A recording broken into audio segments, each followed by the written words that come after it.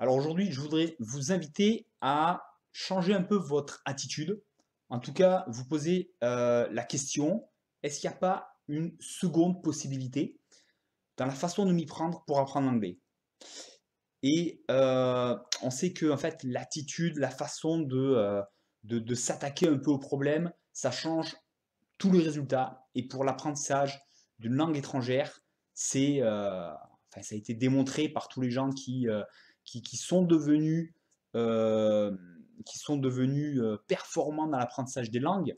Ils ont vite réalisé que effectivement l'attitude, la façon de percevoir les choses et de s'y attaquer, ça change complètement les résultats. Alors bien sûr, il y a de la motivation derrière, il y a toute une vision un petit peu derrière de ce que je fais, pourquoi et pourquoi ça m'attire.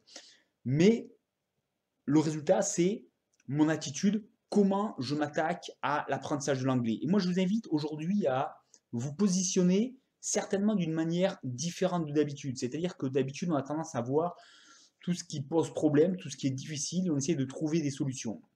Alors bon, c'est bien, le problème c'est qu'on ne focalise que sur les difficultés, et quand on apprend une nouvelle langue, c'est quelque chose enfin, voilà, qui recèle beaucoup de difficultés, puisqu'il y a beaucoup de nouvelles choses à apprendre, entre la prononciation, les sons à reconnaître, les mots à apprendre, à comprendre, les tournures, comment c'est structuré, les comprendre un peu la logique, etc. Il y a plein de choses qui sont complexes. Et tout ça, ça vient au fur et à mesure, mais ça veut aussi dire que effectivement, on va se heurter pratiquement tout le temps dans notre parcours à des choses qu'on ne sait pas, qui peuvent être frustrantes un peu. Et si on s'arrête un petit peu à ce côté, je vais essayer de résoudre mes problèmes, ben, j'ai envie de dire, on voit qu'une facette, et que la facette un peu frustrante et difficile de l'apprentissage d'une langue. Aujourd'hui, je vous propose de dire, ok, tout ça, ça existe, ça fait partie du jeu complètement. J'apprends quelque chose de nouveau, donc forcément, il y a plein de choses que je ne sais pas et que je vais découvrir petit à petit. Et l'apprentissage d'une langue, comme on l'a dit, c'est complexe et donc ça se fait graduellement au fur et à mesure. Il y a plein de subtilités qu'on ne connaît pas, qu'on ne maîtrise pas. Et donc ça fait complètement partie du jeu. En revanche, qu'est-ce que ça serait? Comment ça se passerait si je savais que j'étais quelqu'un de performant dans l'apprentissage des langues? C'est-à-dire que, voilà, peut-être je l'ai déjà fait, je sais, je sais que je suis performant, je sais que je me cache pas, je me voile pas la face, je sais que tout ça, je comprends pas, c'est difficile, je le sens pas, mais je sais que tout ça, ça fait partie du jeu, et je sais que de toute manière, je suis performant dans l'apprentissage des langues, et je suis en train de construire, de faire ce qu'il faut. Voilà, je suis en train d'apprendre l'anglais de manière performante, et je suis fier de ce que je fais parce que malgré toutes ces sensations et tous ces aspects difficiles, je sais que je vais donner de très bons résultats.